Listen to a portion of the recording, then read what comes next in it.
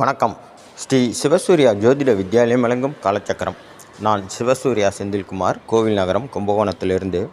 நம்ம தொடர்ந்து நட்சத்திரத்துக்கான கோவிலை பார்த்துக்கிட்டு வரோம்.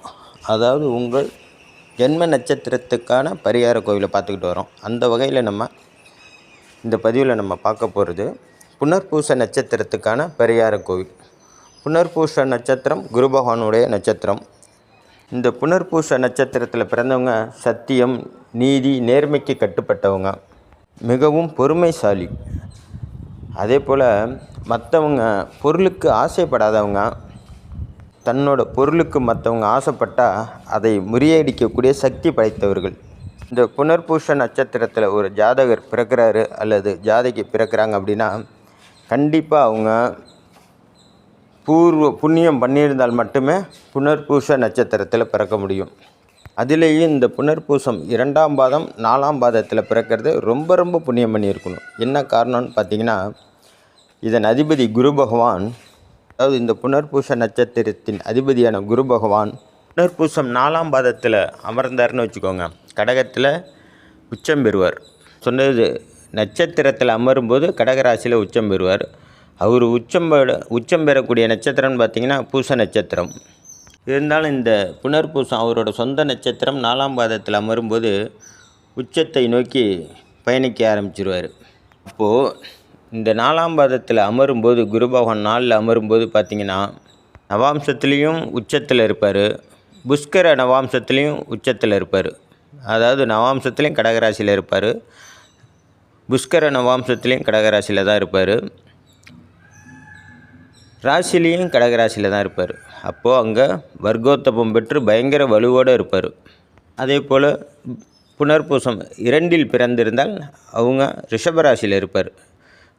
நவாம்சத்தில் ரிஷபராசியில் இருப்பார், புஷ்கர நவாம்சத்துலேயும் ரிஷபராசியில் தான் இருப்பார்.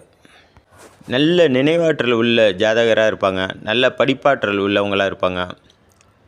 இதிலேயும் ஒரு சாணக்கியத்தனம் இருக்கும் உங்கள்கிட்ட. இந்த ஜாதகர் பெரும்பாலும் பொறுமையாக இருப்பாங்க. ஆனால் எண்ணி துணிக கர்மம்னு இவங்க துணிஞ்சிட்டா இவங்களை எதிர்க்கிறதுக்கு ஆளே இருக்க மாட்டாங்க. அந்த அளவுக்கு ரொம்ப ஸ்போர்ட்ஸான மன திடத்தோடு எதிர்க்க ஆரம்பிச்சிருவாங்க. இதுக்கு ஒரு உதாரணம் பார்த்திங்கன்னா ஸ்ரீராமபிரான். ஸ்ரீராமர் கடகராசியில் கடக லக்கணத்தில் பிறந்தவர், புனர்பூசம் 4ஆம் பாதத்தில் பிறந்தவர். அப்போது அவருடைய அந்த வில்லுக்கு முன்னாடி யாருனாலையும் எதிர்த்து நிற்க முடியுமா? அதே நேரத்தில் அவர் எந்த அளவுக்கு பொறுமைசாலி அப்படிங்கிறத நீங்கள் படித்து பார்த்து கேள்விப்பட்டிருப்பீங்க. இது அவருடைய பிறவி குணம் இல்லை, அந்த நட்சத்திரத்தின் குணம்.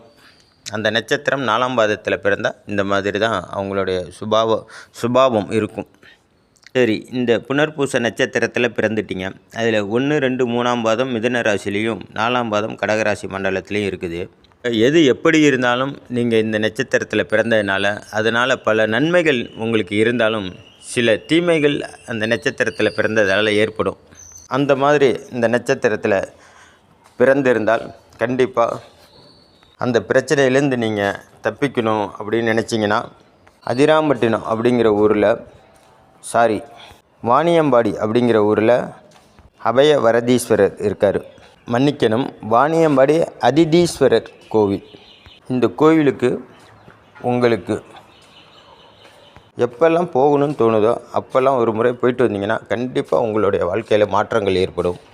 பொதுவாக நீங்கள் குரு பகவானுடைய திசையோ புத்தியோ நடக்கும்போது இந்த கோவிலுக்கு போயிட்டு வந்தீங்கன்னா மிகச்சிறந்த யோக பலன்களை இந்த நேரத்தில் உங்களுக்கு அந்த கிரகம் வாரி வழங்கும். ஆனால் உங்களால் போக முடியாது. என்ன காரணம்னு பார்த்தீங்கன்னா, இந்த புனர்பூச நட்சத்திரத்தில் பிறந்தவங்க அந்த நட்சத்திரத்தின் அதிபதியோட திசை தானே முதல்ல வரும். அப்போ குரு திசை 16 வருஷம்.